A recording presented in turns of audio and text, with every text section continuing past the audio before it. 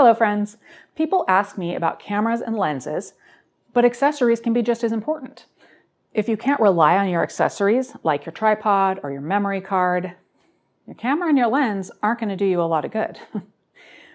And I realize that this video is named something like accessories that you need as a photographer. Not everyone needs the same things.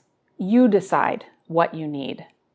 Whether or not you need everything I mentioned in this video is up to you, but most of them are a pretty standard bet. I'll explain. One thing that you always need to capture photos, no matter the camera, no matter the lens, is a memory card. Different cameras take different types of memory cards, and the specifications and capabilities and capacities of the memory cards are important. Before we get into that, I want to thank the sponsor of this video, Lexar. Lexar has offered memory cards of all different types, as well as other storage solutions, for a very long time. Here are but a few that we have from the past, as well as a few in our current rotation.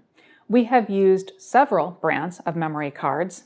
Most are just fine, but with Lexar, you do know that you are getting a quality product. There's no guesswork. And when you're trusting your photos to the memory card, you want it to be reliable. Memory cards are an item that Raymond and I do not mess around with. We go with a good, trustworthy brand every time. I will add links in the description to some of the cards that we use from Lexar, along with a couple of card readers, so that you can get those photos and videos off of your camera and onto your computer. A few things to consider with your memory cards are type, speed, and capacity. The most common types these days are CF Express Type A and B compact flash, XQD cards, SD cards, as well as micro SD cards for some smaller cameras like action cameras. You will need to purchase the correct type of card for your camera, but then you want to think about speed. Within each type of card, you will find different speed levels. For example, Lexar has a few different categories: diamond, gold, and silver, with the diamond being the fastest. However, I have a couple of silver CF Express Type B cards right here, which I have been using with my Nikon Z9, and I found them to be plenty fast for 8K video and for burst stills shooting.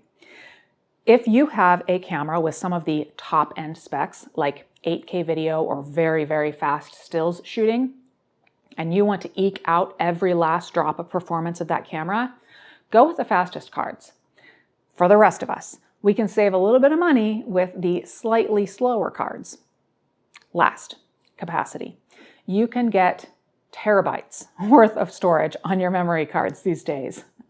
I recommend considering how you shoot. RAW, JPEG. Are you capturing video files? And look at how big the files are. If you are ready to go around capturing 4K or 8K video all day, or you want to do time-lapse photography with RAW files, you're going to be looking at higher capacity cards.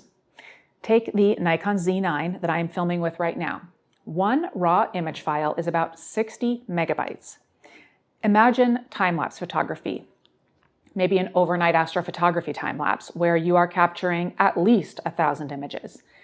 In total, it is at least 60 gigabytes. And imagine that 8K 10-bit video file that I'm recording right now. Say I film for about 20 minutes. That file will be right around 60 gigabytes as well.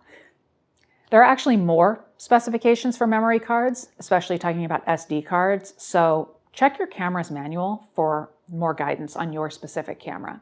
You just might also need a tripod or monopod. This is one of those things that not every single photographer will need, but one of these can really come in handy or even be necessary for some types of photography. If you are capturing a self-portrait, like if you take your own family photos, you'll want a tripod. If you do any long exposure photography, including astrophotography, you'll want a tripod. If you shoot video, you may want a tripod.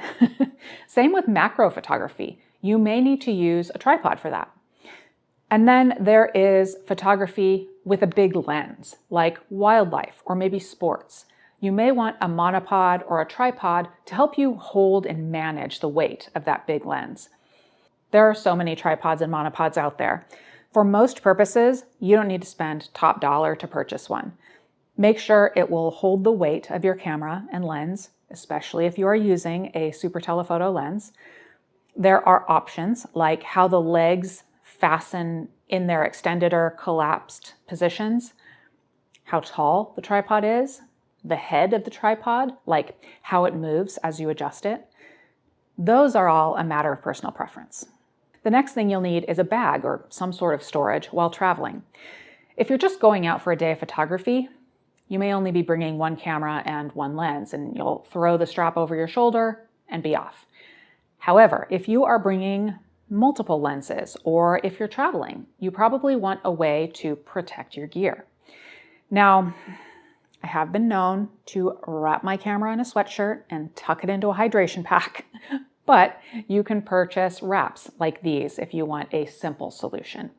And then there are many, many, many different types of camera-specific bags where you can adjust dividers in a compartment within the bag to fit your gear.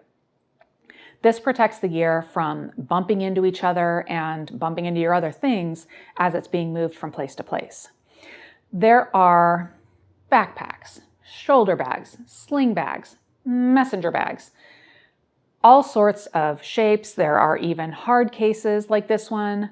Plus, you can purchase bags that will hold varying amounts of gear and other stuff. Some will have a laptop sleeve. Some will have room for your daily carry items like your jacket or a water bottle. This, like a tripod, is a place where you don't necessarily need to spend a lot of money. Next is a bulb blower. Generally, I recommend folks get their sensors cleaned by a professional, but sometimes you can use a bulb blower in between those wet cleans. If you notice a bit of sensor dust in your photos, you can take your lens off, tilt your camera down, and blow into the cavity a few times. This may be enough to expel whatever piece of dust or lint is in there. Be careful though. Keep your blower a few inches away from the camera body so that you don't accidentally bump the blower into your sensor or into anything else that's inside your camera. We tend to notice dust in landscape photography, so that often means we'll notice when we're traveling. So many times for us, a blower has done that job on travel to save us from potentially tedious dust edits later on. Item number 5 is power. Depending on your camera and how much you're using it, both to capture photos and videos and to scroll through the menus and in playback, you may run down your battery before you're ready to be done shooting for the day. Having an extra battery or two for your camera, or a USB charger and the appropriate cable to charge your camera may be a necessity for you. Raymond and I do like to have extra batteries to do a really quick swap to continue shooting, but a USB charger is a great choice because you can also charge your phone and maybe even other cameras. And like a tripod for time-lapse photography, it can be either a necessity or a lifesaver for an epic all-day or all-night time-lapse. I have a bonus item for you. It's not something you can buy though. It's knowledge. Knowledge is absolutely the most valuable thing you can have. Understanding the fundamentals of photography and how your particular camera works, along with what to expect from your camera and other gear, is key. I do have a course on the basics of photography, along with a few other courses on specific photography types. These courses are now free. Don't let that fool you though. These are full, in-depth courses with all of the information that you will need, including exercises to help you practice with your camera. Let's wrap this up. There are other accessories that you may end up wanting. Lighting, more extra things like more extra batteries, more memory cards. You may decide that you need a faster computer or more digital storage to edit all of that 8K video that you've decided that you love to capture and edit. But those things can come down the road. Once you decide what you like and what direction your photography is headed. The 5 things plus knowledge that we've discussed today are a good place for you to get started.